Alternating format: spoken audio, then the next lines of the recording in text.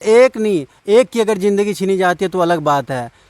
दो दो चाचा भतीजा दोनों की ज़िंदगी ख़त्म हो गई। साथ साथ में इनको भी मारने के प्रयास की गई। देख सकते हैं हाथ में, एक बार हाथ का दिखा दीजिए, देखिए हाथ में लगी हुई है गोली। इस घटना में एसपी साहब से मेरी बातचीत हुई है। एसपी साहब ने कहा कि हम स्वयं थे, हमारी बातचीत पहले भी हुई थी। हम दिन में भी गए थे, फिर रात में लाश आने के बाद हम स्वयं थे। हमने रात में गिरफ्तारी के लिए हम गए थे, रात तक में सब लोग भाग गए। उनका मानना है कि ये गलत तरीके से साजिश करके बिल्कुल बाहर से हंसेरी मंगा करके घटना कर दी गई और कोई कानून का इकबाल और डर उसके भीतर नहीं था। अभी क्या कुछ हुआ है? कुछ मतलब थाने से पुलिस प्रशासन के माध्यम से उनको मतलब पकड़ने की प्रयास की गई या कैसा क्या? अभी तक तो जिस रोज घटना हुई थी उस रोज 4 आदमी को पकड़ा गया है जी।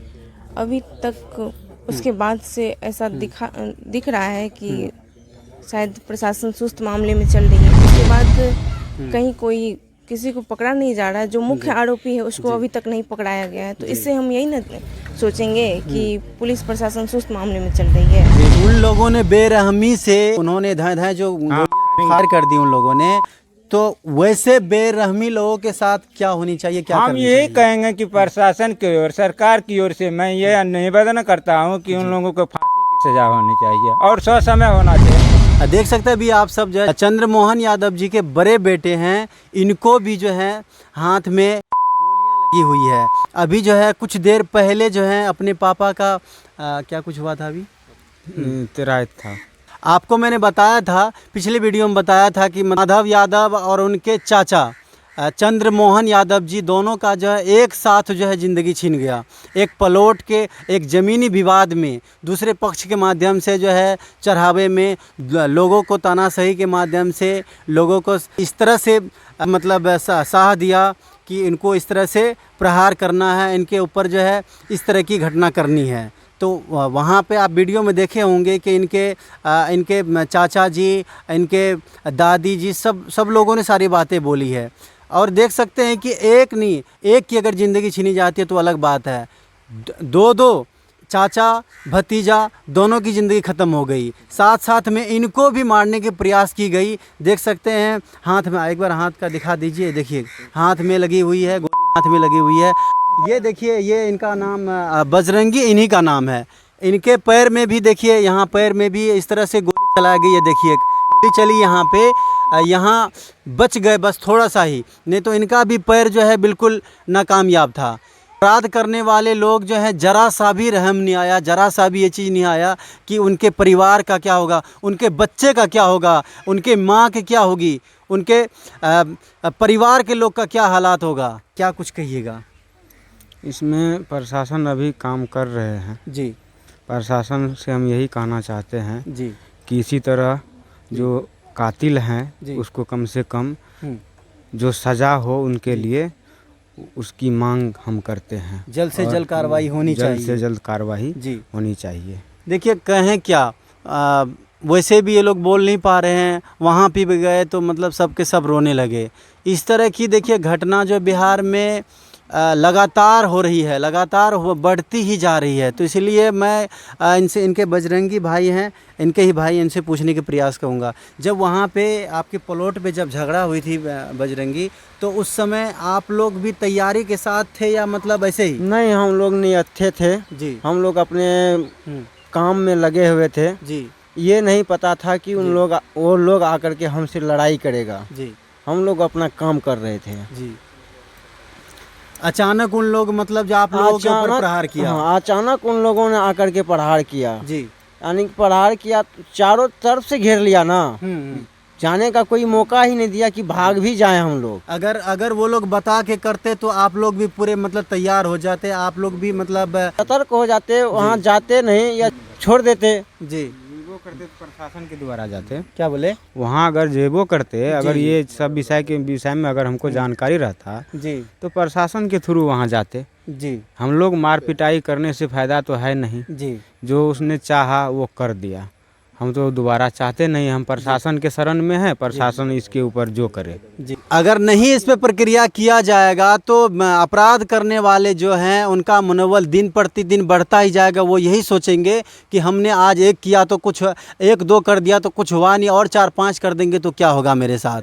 तो ऐसे ऐसे लोगों के लिए जल्द से जल्द जो है पुलिस प्रशासन की तरफ से जो है प्रक्रिया में लगनी चाहिए, अपने संज्ञान में लेनी चाहिए। चलिए फिर मिलेंगे। हमें अगर फेसबुक पेज पे देख रहे हैं तो मेरे पेज को लाइक कीजिए, यूट्यूब पे देख रहे हैं तो मेरे चैनल को सब्सक्राइब कीजिए। जय हिंद, जय भारत। और उसको आप बहुत बड़ा आप जमींदार नहीं बोलेंगे। एक तो किसान बहुत छोटे हो गए, बटेदार, दहियारी मजदूर, बंधुआ मजदूर की स्थिति हो गई। बहुत बड़ा किसान आप गांव में पंचायतों में रहा नहीं। 5 बीघा 10 बीघा ज़मीन वाले लोगों की संख्या बहुत कम गई है। मुझको लगता है कि पूरी ज़मीन को सरकार को ऑनलाइन कर देने की आवश्यकता है, ज़मीन कंप्लीट रूप से। और मेरी समझ है कि ज़मींदारों ने भी पूर्व में बहुत अत्यधिक ज़्यादती किया है। 10 लोगों के नाम से ज़मीन लिखे, दादा कोई, पापा कोई, चाचा कोई, फिर बड़े पापा कोई, और नतीजा यह हुआ है कि आज तक जो आम आदमी ज़मींदारों से ज़मीन लिया, उसके परिवार से लिया, वो उसका ज़मीन नहीं हो पाया, रैयतदार नहीं बन पाया। सरकारी ज़मीन भी बहुत बुरे तरीके से माफियाओं ने लगभग कब्जा कर रखा है, और सरकारी ज़मीन की रजिस्ट्री भी माफियाओं ने कर दिया है। माफिया तो ज़मीन के इस कदर हो चुके हैं कि एक हाथ ज़मीन पर नज़र माफियाओं की पड़ गई तो थाना माफिया, पदाधिकारी, DSLR, CO, कर्मचारी मिलकर आपको नाश कर देगा।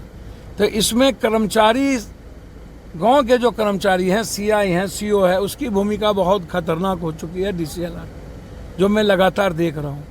तो बिहार में ज़मीन हदबंदी, जो भूमि हदबंदी और जो मामला है वह बहुत सही नहीं है, उसको प्रॉपर वे में करने की ज़रूरत है।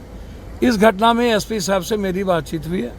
SP साहब ने कहा कि हम स्वयं थे, हमारी बातचीत पहले भी हुई थी, हम दिन में भी गए थे, फिर रात में लाश आने के बाद हम स्वयं थे। हमने रात में गिरफ्तारी के लिए हम गए थे, रात तक में लोग सब लोग भाग गए।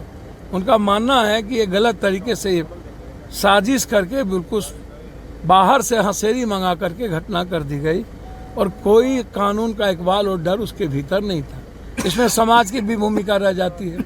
समाज कभी भी अपराधी, अपने अपने जाति के अपराधी और उन्मादी को सजा देने के पक्ष में नहीं है। वो महामंडित करती है अपराधी माफियाओं को। ये और इसी आधार पर मैं देखता हूँ बराबर, मैं जब एक दिन में 700, अब ये 750-800 किलोमीटर चल के आया, तो खगड़िया में 3 मौत। तो मैं देखता हूँ कि किस कदर समाज पहले ही पूछता है कि किस जात का मर्डर हुआ, किस जात ने किया, किस बच्ची का बलात्कार हुआ, किस जात ने किया, जाति कौन था, धर्म कौन था, मजहब कौन था। अब हत्या में भी जाति, धर्म, मजहब खोजना, बलात्कार की घटना में भी जाति, मजहब खोजना, और थानेदार बैठ करके धारा जोड़ने के लिए पैसा ले, धारा हटाने के लिए पैसा ले, डायरी में नाम जोड़ने के लिए पैसा ले, डायरी से नाम हटाने के लिए पैसा ले, डायरी को कमज़ोर करने के लिए पैसा ले, डायरी को मजबूत लिख देने के लिए पैसा ले, चार्जशीट अभी नहीं भेजे उसके लिए पैसा ले, चार्जशीट भेज दीजिए उसके लिए पैसा ले। तो आप समझिए कि आम आदमी ये कहाँ से करेगा? या तो कोई दलाल, माफिया या लुटेरा टाइप के ताकतवर आदमी ही ऐसा काम कर सकता है, पैसे देकर किसी को फंसाएगा। तो स्थिति बहुत भयावह थी। मैंने सुरक्षा की मांग की है, SPD ट्रायल का मैंने मांग किया है कि अविलंब SPD ट्रायल हो, जो लोग इसमें इन्वॉल्व हैं उसकी पूरी मुकम्मल तौर पर गिरफ्तारी हो, कुर्की हो। बाहर से जो हसेरी लाया गया उसकी भी जांच होगी, हसेरी कहाँ से आए। तो मैंने बहुत क्लियर है, और इस पर मैं मॉनिटरिंग करूँगा। जब तक इस घटना में न्याय नहीं मिलेगी मैं तब तक चैन से नहीं बैठूंगा। जिले में नरपतगंज और भरगामा 2 प्रखंड है, दोनों प्रखंड में भूमि विवाद को लेकर के लगातार हत्याएं हो रही हैं। तो इसके नहीं, कई घटना है भूमि विवाद को लेकर के, सिर्फ नरपतगंज भरगामा नहीं है। ये बात सही है कि नरपतगंज भरगामा की जो स्थिति है वो इस मामले में अत्यधिक घटना देखा गया है। पहले भी हम कई बार इधर बगल में ही आपके भरगामा में आ चुके थे। रात में भी हम उस वक्त आए थे, आप लोग पता नहीं थे कि नहीं, जब यहाँ मुसहरी और कई घटना घटी थी बगल में। फिर पप्पू यादव को आना पड़ा, इतने बड़े नरसंहार, तब भी घटना ही बड़ी थी।